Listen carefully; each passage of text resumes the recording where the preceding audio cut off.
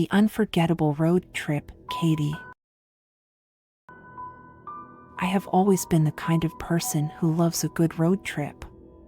There's something liberating about the open road, the wind in your hair, and the thrill of adventure waiting just around the next bend.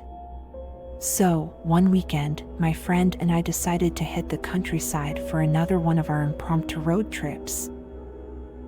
Ruby, my best friend, and I were driving through the winding roads, and the sun began to slowly dip below the horizon, casting a warm, golden glow over the landscape. That's just one of the reasons I love going on a road trip. We drove for hours, and we were starving. We had already finished our food for lunch and were hoping to find a place to dine. We kept driving for some time, disappointed that we could find anything, and we were far from the town. Ruby kept complaining and whining that we should have packed extra snacks, as this was a very last-minute trip. Ruby was always so prepared, but it was my fault for dragging her along without warning. Just then, we stumbled upon a random, secluded diner in the middle of nowhere. Its neon sign flickered invitingly. We got excited knowing that we would get food tonight. We couldn't resist the temptation, even though the idea of stopping for dinner in such an isolated spot didn't seem like a very good idea. The door creaked open, and we felt the cold air coming from inside. The diner's interior was dimly lit, and the decor seemed frozen in time. The place itself wasn't too clean, as dust-covered booths lined the walls, and they even had cobwebs. Cool, this place looked antique, and this would be an interesting place to dine in. I couldn't wait to look at the menu and eat just because I needed food from all that driving. I could eat a whole cow right now. A bell above the door chimed softly as we entered, and the diner's waitress, who stood behind the counter, turned to us. She was a woman in her 50s with tired eyes, and offered us a strained smile. We chose a booth and settled in, feeling the discomfort of the ancient, vinyl seats beneath us. We looked around. We couldn't help but notice the odd emptiness of the place. There were no other customers, no chatter, and no jukebox playing in the background. I guessed because this was so isolated, not many would know this place even existed. As we flipped through the laminated pages, we couldn't help but notice some strange dish names. Among the typical diner fare, there were items that made our eyebrows raise in confusion. Deep-fried mystery meat, Crypt Keeper's special stew, and the hauntingly hot chili were listed alongside more conventional dishes. Was it a Halloween special? Well, Halloween is months away, and they were probably going for a spooky vibe to attract customers. We placed our orders, and the waitress shuffled to the kitchen, disappearing behind a worn-out curtain. It was strangely quiet other than our conversation and chatter echoing through the diner. It was very awkward, but we tried to not let that ruin our night. The food arrived, and to my disappointment it looked so unappetizing. Well, unappetizing was an understatement. Ruby's Crypt Keeper's special stew arrived in a chipped ceramic bowl. It looked like a murky concoction, with an odd greenish hue and chunks of meat that were impossible to identify. My deep-fried mystery meat was a plate of indiscernible nuggets. Their shape and texture were alien, and I couldn't even begin to guess what kind of meat had been used. The breading was a sickly shade of gray, and it crumbled as if it had absorbed the essence of the diner's aged surroundings.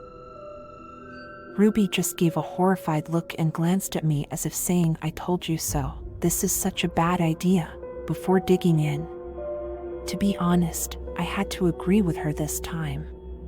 But we were so hungry, and we just picked up our forks and spoons hesitantly, exchanging nervous glances as we prepared to taste the inexplicable dishes before us. The more we chewed, the more our stomachs churned in discomfort. I wasn't sure if it was because of the food, taste, the smell, or the environment, or the creepy waitress watching us with an eerie intensity, and her eyes unblinking as she leaned against the counter. It was hands down the worst food I've ever had in my life, Well, at least Ruby said that, and I had to agree, again. We couldn't finish the meal, we only ate to fill our hunger, and frankly speaking, the food was just that disgusting, and I'm never a fussy nor a picky eater. Ruby, on the other hand, complained silently and cursed as we ate.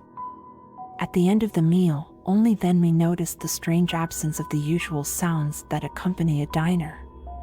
No clinking of silverware, no sizzle from the kitchen, just an unsettling silence. We just wanted to leave as soon as possible, so we paid in cash as soon as we were done, and the waitress's bony hand eagerly accepted the money. Finally, as we stepped outside, the fresh night air felt like a breath of fresh relief. It was then that we realized something was terribly wrong. Our car was gone, just vanished into thin air. We started to panic as we searched the empty parking lot.